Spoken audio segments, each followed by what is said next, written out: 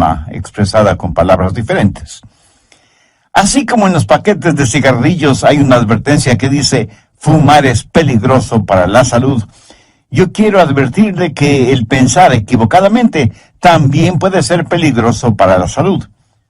Y en este estudio bíblico de hoy vamos a descubrir si usted es culpable de una manera de pensar equivocada.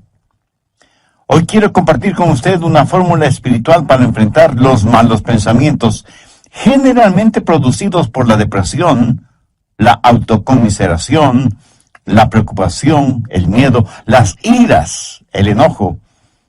Y si alguno de ustedes piensa que nosotros los pastores no experimentamos ninguna de estas cosas, pues mi amigo le diré que está completamente equivocado. Pero quiero darle a conocer lo que Pablo escribió desde la lóbrega celda de una oscura cárcel, en donde estuvo prisionero por predicar el Evangelio de nuestro Señor Jesucristo. Y quiero que escuche atentamente lo que el apóstol dice en Filipenses 4, comenzando con el verso 4. Regocijaos en el Señor siempre. ¿Quién dijo eso? El apóstol Pablo. ¿Y cuándo lo dijo? Mientras estuvo preso en una cárcel romana. Regocijaos en el Señor siempre. Otra vez os digo, regocijaos. Vuestra gentileza sea conocida por todos los hombres. El Señor está cerca. Por nada estéis afanosos, sino sean conocidas vuestras peticiones delante de Dios en toda oración y ruego, con acción de gracias. Y la paz de Dios, que sobrepasa todo entendimiento, guardará vuestros corazones y vuestros pensamientos en Cristo Jesús. Recuerde que estamos hablando de cómo controlar sus pensamientos, cómo controlar su manera de pensar. El apóstol Pablo en el verso 7 dice, y la paz de Dios que sobrepasa todo entendimiento, guardará vuestros corazones y vuestros pensamientos en Cristo Jesús. Pero ahora deseo que preste mucha atención a lo que dice el verso 8. Por lo demás, hermanos, todo lo que es verdadero, todo lo honesto, todo lo justo, todo lo puro, todo lo amable, todo lo que es de buen nombre, si hay virtud alguna, si algo digno de alabanza, en esto pensad. La Biblia dice que un hombre es lo que piensa. Por lo tanto, ¿cómo proteger sus pensamientos? ¿Cómo resguardar su manera de pensar de la influencia de los pensamientos impuros y pecaminosos que prevalecen en nuestro mundo actual? Una persona no salva es una persona que tiene una mente ciega. El Dios de este mundo ha cegado la mente de los incrédulos. Por naturaleza todos tenemos lo que la Biblia llama una mente carnal, y mientras tenemos esa mente carnal, estamos en guerra contra Dios. Así que para controlar nuestros pensamientos y nuestra manera de pensar, ¿qué es lo primero que debe suceder? Pues que nuestra mente carnal sea convertida. Pero escúcheme, aún una mente convertida puede ser corrompida. Pablo les dijo a los filipenses que estaba preocupado porque Satanás podía sutilmente corromper sus mentes de las sencillas enseñanzas del Evangelio del Señor Jesucristo. Y ciertamente Satanás puede venir y seducirnos. Una mente cristiana puede ser seducida y alejada de las verdades bíblicas. El diablo puede construir fortalezas en los corazones y mentes de los creyentes. Por eso, una mente que ha sido corrompida debe ser reconquistada. Debemos recuperar el terreno perdido. Escúcheme, una mente corrompida que ha sido reconquistada tiene que ser controlada por Cristo. El Señor debe estar a cargo de nuestra mente y debemos aprender a escoger nuestros pensamientos, así como escogemos a nuestros amigos, si es que tuviéramos el suficiente sentido común de escoger solo buenos amigos. Debemos tener ciertos parámetros para saber la clase de pensamientos que debemos admitir en nuestra mente y aquellos que debemos desecharlos en forma absoluta. Pero Pablo, cuando está listo para hablar de estos parámetros, primero presenta un contexto como base fundamental de lo que va a hablar. Y al preparar el escenario, Pablo habla de tres cosas. Primero, usted debe encontrar su gozo en el Señor. Note que en el verso 4 él no dice, regocijaos siempre. Hubiera sido una verdadera tontería si solo decía eso. Pero no es ninguna tontería cuando dice, regocijaos en el Señor siempre. O sea, les está diciendo a los filipenses que el verdadero gozo solo lo encontrarán en el Señor Jesucristo. Esto pone en evidencia que cada creyente que controla su manera de pensar tendrá un gozo, un regocijo consciente, continuo, conspicuo y contagioso, porque ese gozo está fundamentado, anclado en el Señor Jesucristo. Permítame compartir con usted algo muy personal. Yo procuro tener siempre mi mente ocupada, aún en tiempo de descanso o de vacación, porque una mente ociosa es el mejor taller del diablo. Y he descubierto el secreto de la fortaleza. Es el gozo del Señor. Él es mi fortaleza. Y eso no es solo una frase bonita, ni parte de alguna canción espiritual preferida. Es la realidad. El Señor es mi fortaleza. Hay veces cuando dejo mi oficina y vengo a grabar estos mensajes radiales y estoy física y mentalmente cansado. Y me detengo y digo, Señor Jesús, te amo. Gracias por quien tú eres y lo que representas para mí. Tú eres en verdad mi fortaleza física, mental, espiritual y emocional. Y casi de inmediato siento el poder y la fortaleza que inunda mi cuerpo y sé, sin la menor sombra de duda, que el Señor es mi fortaleza. Y por eso me regocijo siempre en el Señor. Por favor, busque Juan 15:11. Estas cosas os he hablado para que mi gozo esté en vosotros y vuestro gozo sea cumplido. De paso, quiero decir que el gozo en Jesús es el único gozo que permanece. Si su gozo depende de alguna otra persona o de alguna cosa, ese es un gozo pasajero que no permanece. Que alguien o algo puede quitárnoslo. Yo me alegro de que el gozo de Pablo no era porque estaba en libertad, porque le hubiera sido completamente fácil decir que estaba gozoso si tenía libertad. Pero él dijo que tenía pleno gozo estando en la cárcel. Así que no tenga su gozo de las circunstancias. No pretende encontrar su gozo en las diversiones. No espere encontrar gozo genuino en los negocios. Ni se engañe creyendo que el verdadero gozo está en tener amigos, aunque sean buenos amigos. Tampoco el tener buena salud es fuente de gozo verdadero. Todas estas cosas que he mencionado le pueden proporcionar ciertas alegrías pasajeras, pero nunca un gozo genuino y verdadero. El único manantial de gozo profundo y permanente es el Señor Jesucristo. Regocijaos en el Señor siempre. Otra vez digo, regocijaos. Segundo, recuerde que Dios siempre está cerca. Reconozca la presencia de Dios continuamente. Pablo en el verso 5 de Filipenses 4 dice, vuestra gentileza sea conocida de todos los hombres, el Señor está cerca.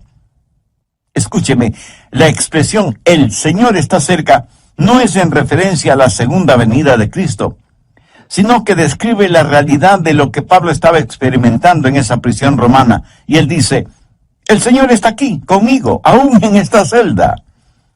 En Juan 14:16, el Señor Jesús dijo, y yo rogaré al Padre, y os dará otro consolador, para que esté con vosotros para siempre. La forma de tener una saludable actitud mental es encontrando gozo en el Señor y estar consciente de la constante presencia de Dios. Cuando usted hace esto, lo maravilloso es que Jesús le ayuda a llevar sus problemas. Es como si Pablo estuviera diciendo, aunque estoy aquí en la prisión, el Señor Jesús está conmigo.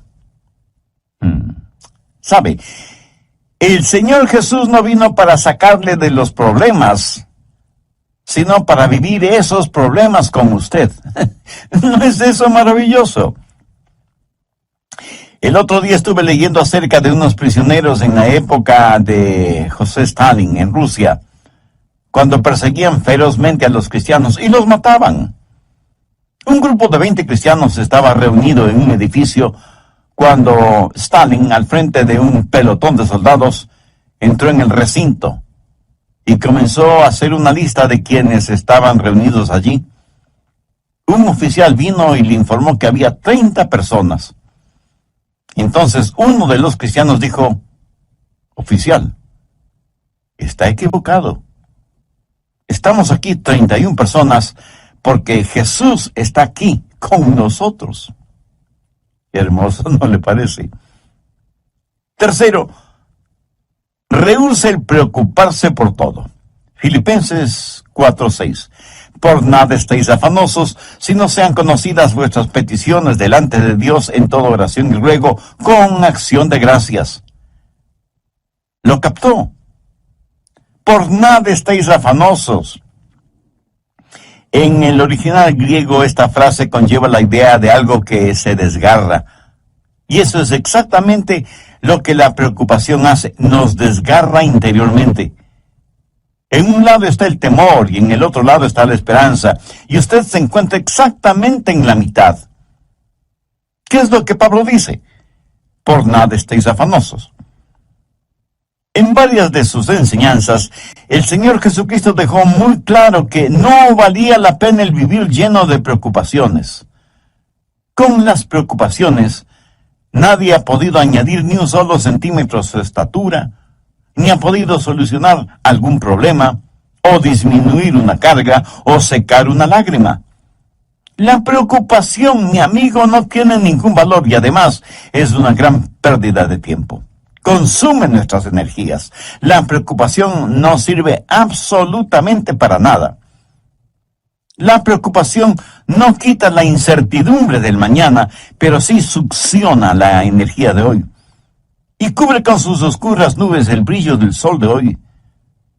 Jesús dijo que son los paganos los que se preocupan desmedidamente por todo, y que nosotros como hijos e hijas de Dios no debemos ser como ellos porque Dios cuida de nosotros. Pablo se prepara para decirnos cómo proteger nuestros pensamientos, y por eso pone como trasfondo el gozo del Señor, para que reconozcamos que Cristo siempre está con nosotros, para que dejemos de preocuparnos desmedidamente por todo. ¿Pero cómo hacerlo? Por nada estéis afanosos, si no sean conocidas vuestras peticiones delante de Dios en toda oración y ruego con acción de gracias. ¿Tiene usted algún problema que lo considera como un gran problema? Deseo que este mismo momento piense en el problema más grande que usted está enfrentando en la actualidad. ¿Ya lo tiene en su mente? Bien. Ahora, duplíquelo en tamaño. Sí que es enorme, ¿verdad? Ahora permítame preguntarle, ¿es este su problema más grande que Dios? ¿O demasiado grande para Dios? Por supuesto que no. Véalo a la luz de Dios, recordando que para Dios no hay nada imposible. Y si usted puede orar por las cosas grandes, eso quiere decir que también puede orar por las cosas pequeñas. El peligro no es que fallemos en orar por las cosas grandes, sino que dejemos de orar por las cosas pequeñas. Por eso el consejo de Pablo es: sean conocidas vuestras peticiones delante de Dios en toda oración y ruego con acción de gracias. Cuarto, desarrolle un espíritu de gratitud. Esto es en preparación para que usted pueda revisar su manera de pensar. Puede evaluar sus pensamientos para saber si los deja o no entrar en su corazón y en su mente. Tenga un espíritu de gratitud. Ore acerca de todo y dé gracias a Dios por todo, lo grande y lo pequeño, lo que es importante y lo que parece insignificante. Deje que sus peticiones sean conocidas delante de Dios. No sé si se habrá dado cuenta, pero muchas veces nos quejamos cuando no deberíamos hacerlo. Déjeme contarle lo siguiente. Hace algún tiempo ya viajaba en el automóvil de un amigo. Él iba manejando y yo le iba contando que nuestros hijos, unos estaban en una escuela privada, otros en el colegio, y otros en colegios cristianos. Y me quejaba por el altísimo costo de la educación de nuestros hijos. Mi amigo me escuchaba y me observaba. De pronto dijo: daría cualquier cosa en el mundo si es que mi hijo pudiera ir al colegio. Y pensé: qué espíritu de ingratitud el mío. Mi amigo tenía un hijo rebelde, lo que generalmente decimos una oveja negra. Mi amigo estaba dispuesto a pagar cualquier cosa con tal que su hijo quisiera ir a estudiar. Y aquí estaba yo quejándome amargamente de cuán cara era la educación de mis hijos. Paradójico, ¿no le parece? ¿Alguna vez se ha quejado porque tiene que lavar o secar los platos? Hay muchas personas en muchos países del mundo que les gustaría tener platos aunque fueran sucios. ¿Me escuchó? Quiero decir que los platos sucios son una señal de que usted tuvo algo en qué comer. Una cuchara, un tenedor, cuchillo para comer. Mi amigo, hay millones de personas que usan sus manos, sus dedos para comer y ni siquiera tienen agua para lavarlas después. Hay que saber cultivar un espíritu de genuina gratitud hacia Dios. Ahora, todo esto no es más que el escenario para saber cómo controlar sus pensamientos. Es como el estar en un aeropuerto y pasar por los controles de seguridad que tienen sensores para detectar cualquier objeto que pudiera considerarse peligroso o algunas sustancias prohibidas que algunas personas tratan de pasar de contrabando. Los servicios de seguridad en los aeropuertos no permitirán que usted se embarque en un avión llevando esas cosas prohibidas. El apóstol Pablo presenta una especie de lista en el verso 8 y quiero que ponga mucha atención a su contenido. Por lo demás, hermanos, todo lo que es verdadero, todo lo honesto, todo lo justo, todo lo bueno, todo lo puro, todo lo amable, todo lo que es de buen nombre, si hay virtud alguna, si algo digno de alabanza, en esto pensad. Si usted lo piensa detenidamente, el tema cómo controlar su manera de pensar, basado en la epístola de Pablo a los Filipenses, capítulo 4, y los versos del 4 al 8. De esta porción bíblica hemos visto ya tres cosas fundamentales. Primero, usted debe encontrar su gozo en el Señor. Note que en el verso 4, Pablo nos dice: regocijaos siempre. Hubiera sido una verdadera tontería si solo decía eso. Pero no es ninguna tontería cuando dice: regocijaos en el Señor siempre. O sea, les está diciendo a los filipenses que el verdadero gozo solo lo encontrarán en el Señor Jesucristo. Esto pone en evidencia que cada creyente que controla su manera de pensar tendrá un gozo, un regocijo consciente, continuo, conspicuo y contagioso, porque ese gozo está fundamentado, anclado en el Señor Jesucristo. Segundo, recuerde que Dios siempre está cerca. Reconozca la presencia de Dios continuamente.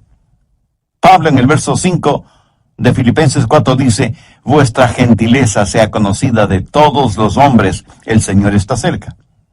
Y la expresión "el Señor está cerca" no es en referencia a la segunda venida de Cristo, sino que describe la realidad de lo que Pablo estaba experimentando en esa prisión romana y dice: el Señor está aquí conmigo, aún en esta celda.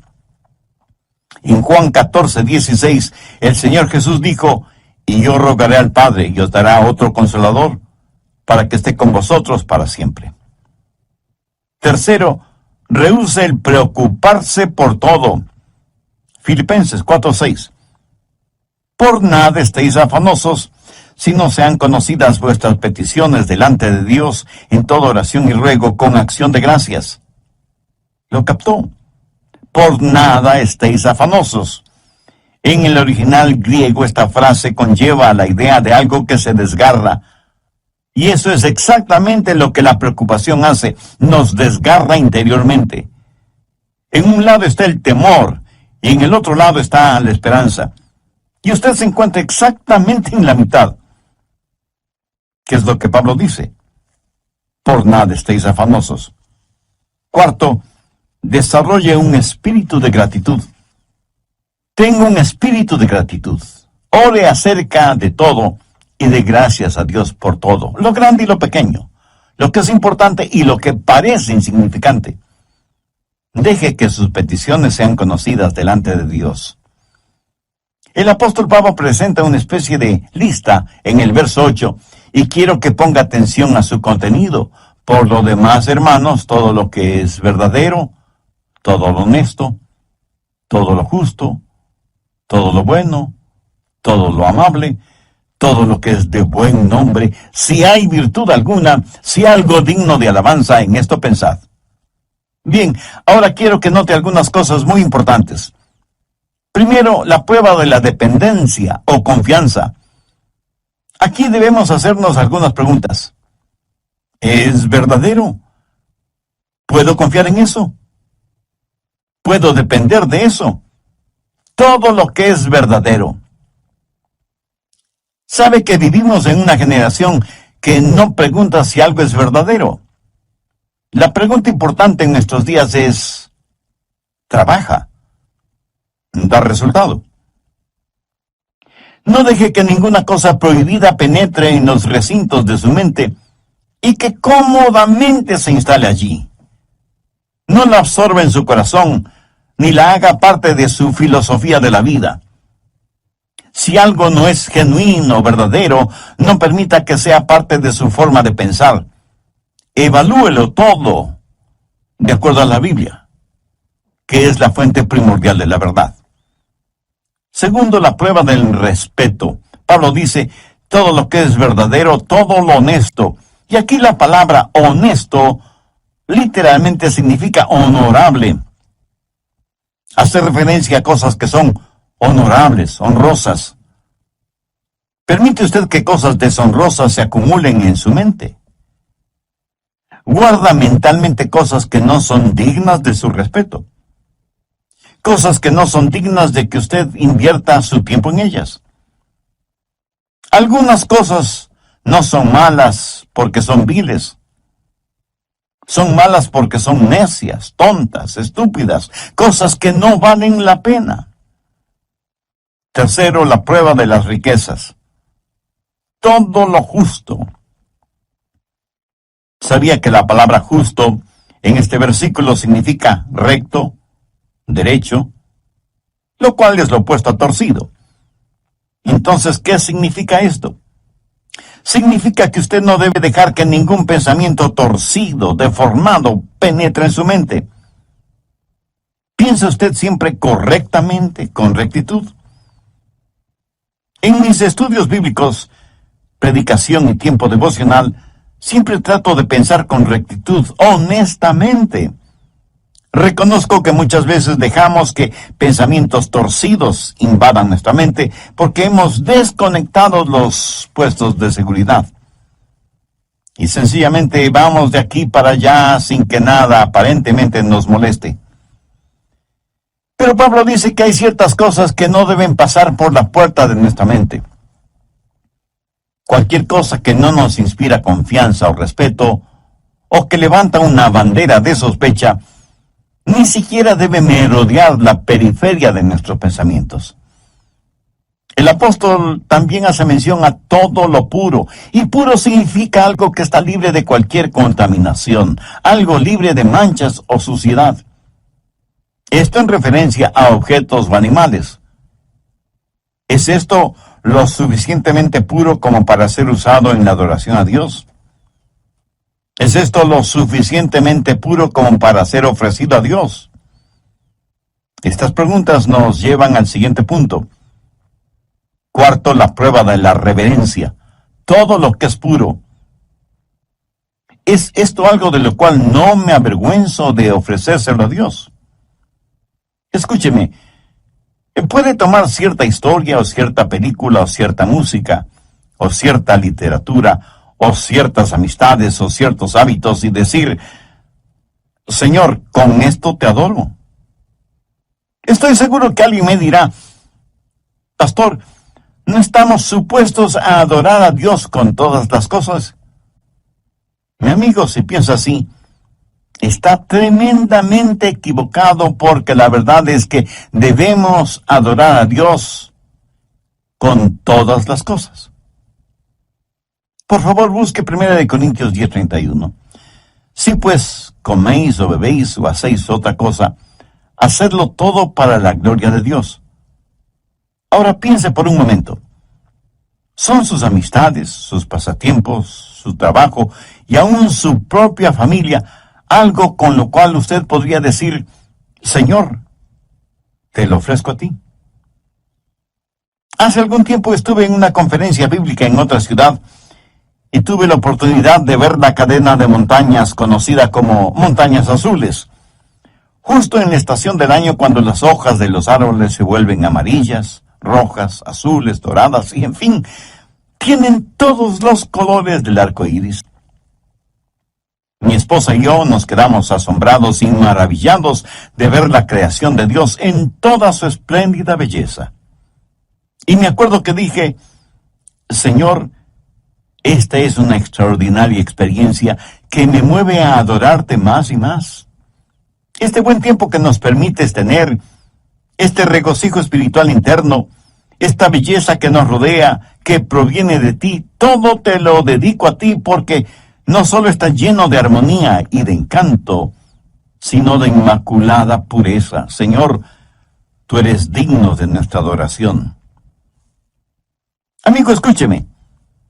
Si cualquier cosa que usted hace no pasa la prueba de la reverencia, o sea, no es algo que pueda ofrecerle a Dios, no se atreva a insultar a Dios presentándosela. Si cualquier relación personal o actividad o recreación o negocios o lo que sea no tiene el distintivo de reverencia hacia Dios, ni siquiera lo piense. Quinto, la prueba de la relación. Pablo continúa diciendo: todo lo que es de buen nombre. En el original griego, esta frase literalmente dice: aquellas personas o cosas que causan que se las ame. ¿Qué es lo que causa que usted ame? Si piensa en aquello que causa que usted critique injustamente o que provoca división entre otras personas, eso es erróneo, negativo, malo. Todo lo que es de buen nombre tiene la connotación de ser guiados hacia el amor. Lo que piensa le guía hacia el amor. Tal vez alguien me pregunte: Pastor, ¿eso significa que tengo que aprobar lo que otras personas hacen? Sí y no. Si lo que hacen es bueno, beneficioso, ejemplar, útil, usted lo aprueba. Si es algo negativo, perturbador, divisivo o destructivo, por supuesto que usted no debe aprobarlo. Y no se necesita ser un genio para entender esto, ¿verdad? Pero el que no apruebe lo que otras personas hacen, por la razón que sea, eso no significa que no debe amarlas. Dios nos acepta a cada uno de nosotros, aunque obviamente no aprueba lo que como pecadores hacemos. Sexto, la prueba del refinamiento. Todo lo que es de buen nombre.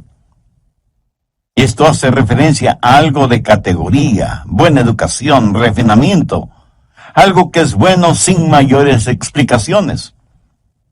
Verá, en todas partes del mundo y en todos los niveles sociales hay personas chismosas.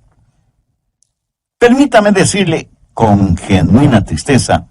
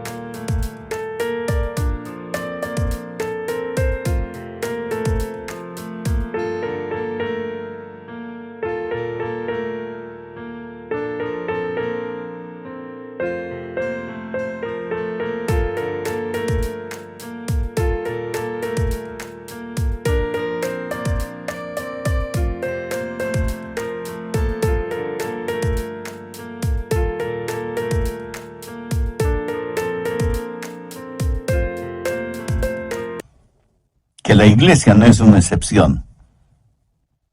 Yo creo que el chisme es una especie de enfermedad que causa la pérdida de la memoria. Hasta ahora no he conocido a ninguna persona chismosa que admitiera ser chismosa. Por lo general, una persona chismosa comienza de la siguiente manera. Bueno, usted me conoce y sabe que no me gusta eso de los chismes, pero sabía que... Y comienza su chismografía con un aire de santidad y confidencialidad, como si estuviera contando una verdad absoluta. ¿Conoce usted a personas así? Ahora, si una persona hace algo y no sabe que lo ha hecho, debo pensar que esa persona tiene un tornillo suelto en su cerebro. Lo triste es que hay personas a quienes les gusta, les deleita el escuchar cosas que no son de buen nombre, relacionadas con otras personas. La gente usa sus oídos como tarros de basura y luego se sorprenden de que los demás siempre estén botando basura verbal en sus oídos. Y la gente bota basura en sus oídos porque sabe que a usted le gusta escuchar esa basura. Y por eso usted sabe de todo el lodo moral, emocional y espiritual que hay en su barrio. En lo negativo, usted sabe todo de todos. La clase de personas que son los nuevos vecinos, que a determinada jovencita ya no se la ve porque está embarazada sin haberse casado, y sus padres, para evitarse la vergüenza, la mandaron a vivir con sus abuelos, que viven muy lejos. Que el hijo de los Pérez está preso por manejar en estado alcohólico, etcétera, etcétera. Y la gente permite que todos estos malos pensamientos tomen residencia en su corazón y su mente. Pablo, al finalizar este tema, dice, si hay virtud alguna, si algo digno de alabanza, en esto pensad. Esto es tan sencillo y sin embargo tan maravilloso. Usted en forma absoluta puede reconquistar, recuperar el terreno perdido si reconoce que hay virtud y que es algo digno de alabanza el pensar en todo lo que es verdadero, en todo lo que es honesto, en todo lo que es justo, en todo lo que es puro, en todo lo que es amable y en todo lo que es de buen nombre. Tal vez lo que voy a decir será como llover sobre mojado, pero tengo que decirlo. Usted no tiene que pensar en ninguna cosa que no quiera pensar. Pero escúcheme, usted debe pensar en algo. Usted no puede controlar su vida mental poniendo a su mente en neutro. Debo pensar en algo. Y si no piensa en algo correcto, le aseguro que pensará en algo incorrecto. Si usted no está pensando en algo bueno, tenga la certeza de que terminará pensando en algo malo. La fórmula para no tener malos pensamientos no es tratando de no tener malos pensamientos. Por ejemplo, trate de no pensar en un submarino ahora mismo. ¿Está seguro que no está pensando en un submarino en este mismo instante? Bien, la única forma para no pensar en un submarino en este momento no es tratando de no pensar en un submarino, sino tratando de pensar en algo diferente. Y las personas que están tratando de no pensar en un submarino están pensando en el submarino acerca del cual tratan de no pensar. Qué interesante, ¿verdad? El apóstol Pablo, escribiendo a los hermanos, a la iglesia en Roma, les dijo, no seáis vencidos de lo malo, sino vence con el bien el mal. Deje que los buenos pensamientos inunden su mente y mantenga su corazón y su mente enfocados en el Señor Jesucristo.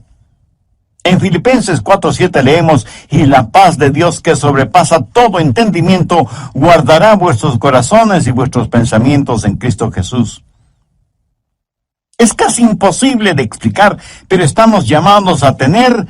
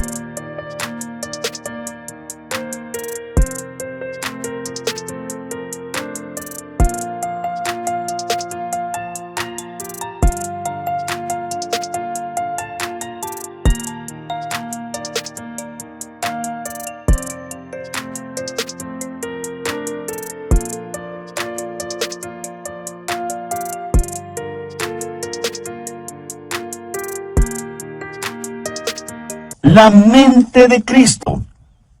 Por lo tanto, debemos aprender a tener los pensamientos de Dios en Cristo y utilizar la normativa que Pablo nos da en Filipenses 4 como punto de seguridad por donde deben pasar todos los pensamientos antes de que tomen residencia en nuestros corazones y mentes. Y sea agradecido con Dios por su preciosa palabra. Debemos orar para que nos ayude a mantener nuestros pensamientos, nuestras mentes, nuestros corazones bajo la sangre de Cristo. Entre quienes me escuchan en este mismo momento, ¿habrá alguien que quiera entregar su corazón al Señor Jesucristo? Alguien que quiera ser salvo, independientemente de la edad que tenga o del nivel social o financiero al que pertenezca. Alguien que quiera tener un verdadero propósito para vivir y una firme esperanza a la hora de morir. Si usted puede hacer esa decisión espiritual ahora mismo, si ese es su deseo, le invito a orar conmigo una corta oración. Mi oración será únicamente para guiarle. Ore con sus propias palabras y puede orar en voz alta o en voz baja o silenciosamente si lo prefiere, pero ore con fe, con sinceridad, con convicción. Querido Dios, reconozco que mis pensamientos no siempre son puros, ni honestos, ni dignos. Y esto revela mi condición de pecador, a pesar de ser religioso. Hoy me acerco a ti en busca de tu misericordia y tu gracia. Señor Jesús, sé que me amas y que quieres salvarme, y que por eso entregaste tu vida en la cruz del Calvario